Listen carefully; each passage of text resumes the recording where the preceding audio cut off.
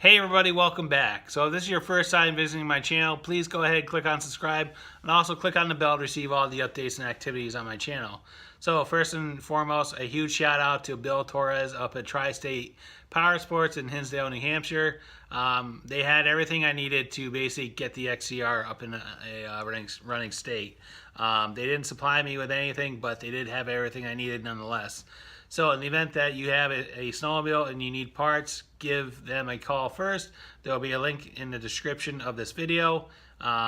He's located in Hinsdale, New Hampshire. And essentially what they do is they buy newer sleds, older sleds, part them out, and they have a inventory, and it beats going to the dealer and paying full retail for something that you can get by with a used part. So it really gives you the opportunity to save a lot of money when needed. So with that being said, why don't we head over to the bench and we'll see what we got. All right, so picked up two Mikuni VM 38mm round slide carbs. These particular ones came from a XCR 695. So took them apart and they've been sitting in the solution here for the better part of 12 or 13 hours. They're actually pretty clean when I put them in there, but I soaked them anyway. So why don't we go ahead, get gloved up, we'll start taking the carbs out. Okay, so I just pulled the carbs out of the solution, but essentially before you get to this point, what you want to do is, you want to take the bowls off and then completely disassemble the needle and the float, the main jet, and take the gasket off as well. And then you're just going to put it in the solution. These don't have any throttle cables on it, so it's a little bit easier. Make sure you take any rubber parts off the carburetor before you put it in there, because depending on the solution that you use, it may corrode the rubber parts. So if you have any fuel lines or anything like that, go ahead and take them off. And what I'm doing at this point is I'm just taking, I haven't blown anything out yet. So what I'm going to do is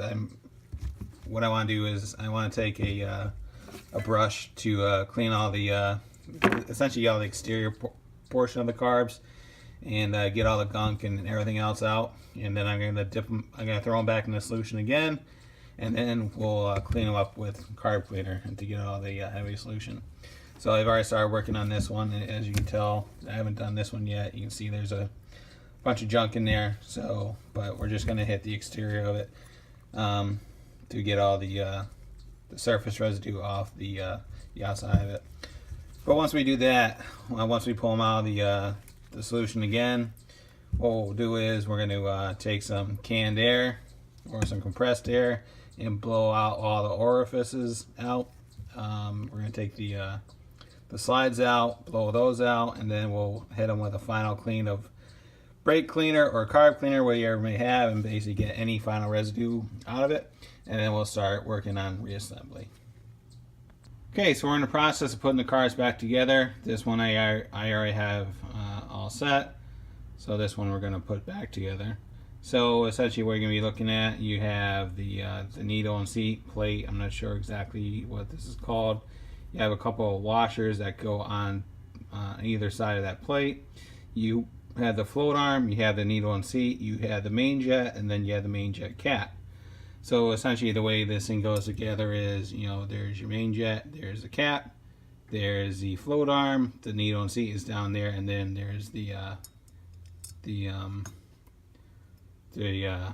needle and seat plate, whatever that thing, the official name of that is called.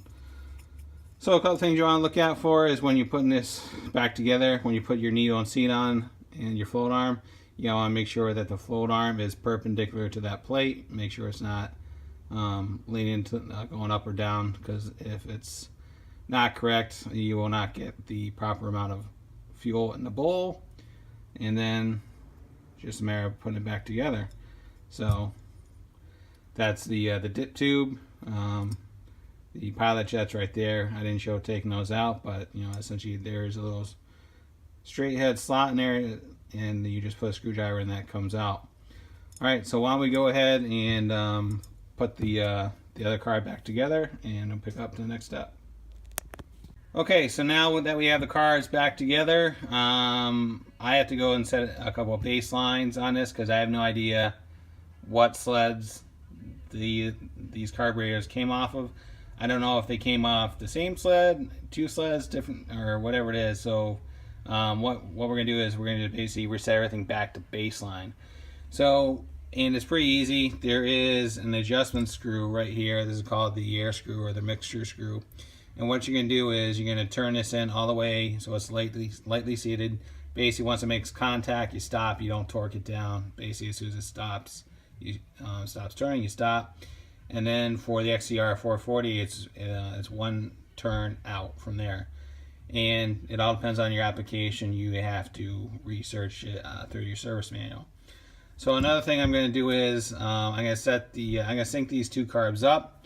And a quick and dirty way to do it is, and essentially what we're talking about is, if we're looking at the slide in the throw of the carb, we want to make sure that it's set to the same level on both. And an easy way to do it is you're going to take a 1/4 inch drill bit, and basically all you're going to do is you're going to slide it in between the throat and the slide, and essentially you're going to put it in there until there's just the slightest little bit of resistance on it.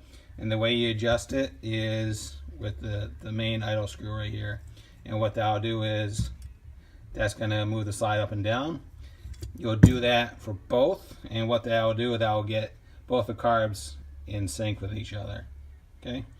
All right. So at this point, the last thing you want to do is put the carbs back on the sled, because if you're working on an older machine like this, you have no idea how long the machine has been sitting.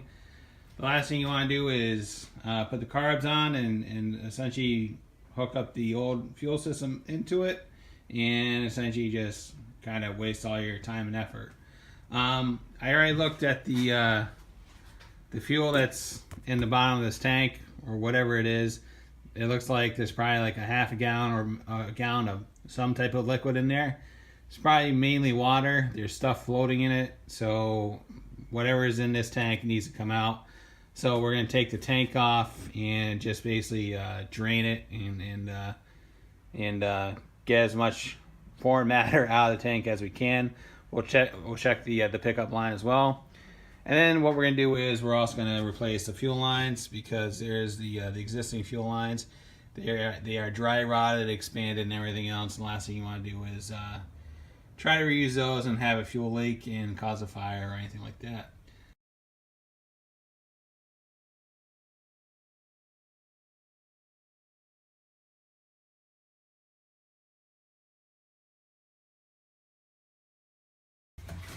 Alright, let's see what we have in the tank. I'm sure it's all sorts of goodness.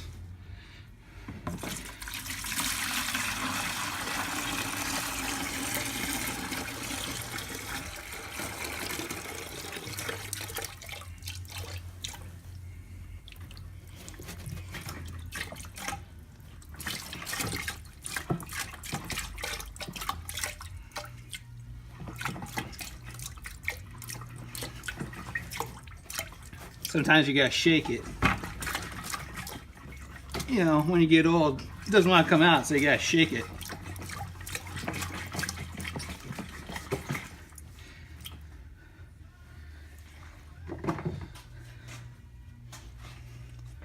Sure, at one point that was gasoline, but it's far from it now. Alright, so the first thing you want to do when you're working on an older machine is check the presence of your pickup line. And the easiest way to do that is unscrew the fitting from the tank. And if you're lucky, there should be a line attached to the end of it. If you're unlucky, like this, the line is rotten off. So this is pretty common. It's not unexpected. So what we're going to do is we're going to fish out the old line, which is going to be awesome, out of the tank, and we're gonna try to get that thing out of there and replace the line. I was able to get the line out in about 2 minutes. Probably the first time that's ever happened, because usually these things are a pain in the butt to get out. So on the end of the line, you know, there is a pre-filter, and then it's held on there by a kind of a weird looking clamp, and I'll show you why that's important. If you look on it, there's no retention barbs on it. to get it on and off. It's a crimp style clamp. So what we're going to do is we're going to reuse this line. Even though it broke off at the fitting, the line is still flexible. And this section of hose is actually unique because it's actually designed to be submersed in gasoline full time.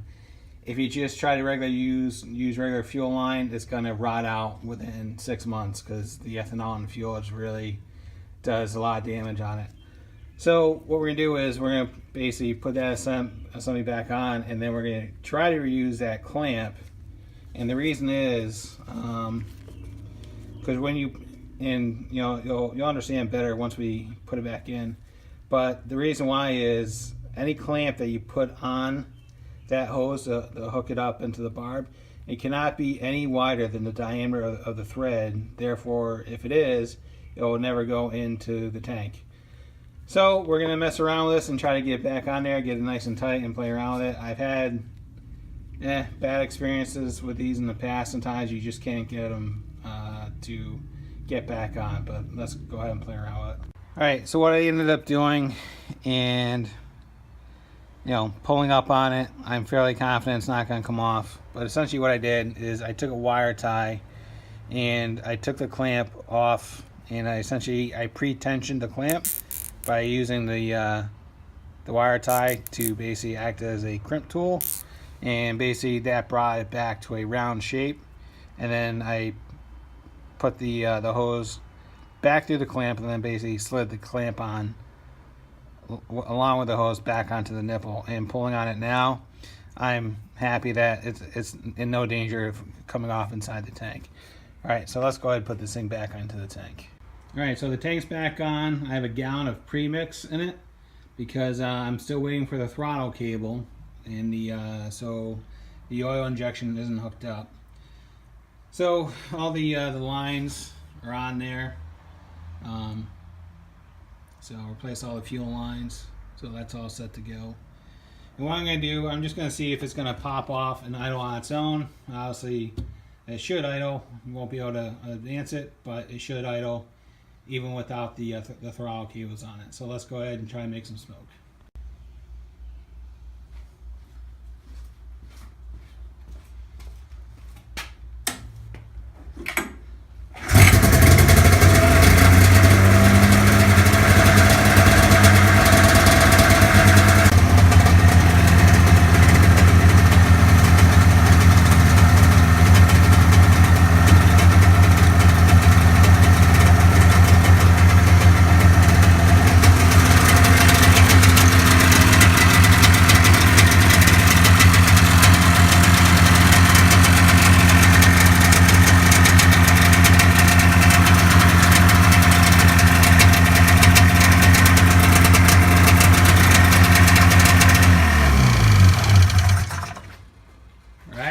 So 2 weeks after purchase, making lots of smoke. So it's a success.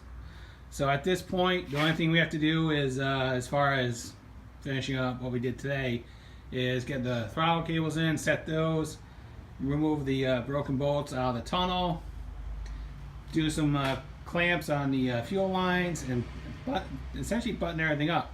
And then we'll go from there. We'll go to the next steps. Not sure what it is, but you know what? I'm very happy that we got to this point, so very happy. So hope you guys like it. Stay tuned. If you like what you saw, there'll be more updates on this sled, and we'll go from there. Hope everybody's having a great day. See ya. Bye.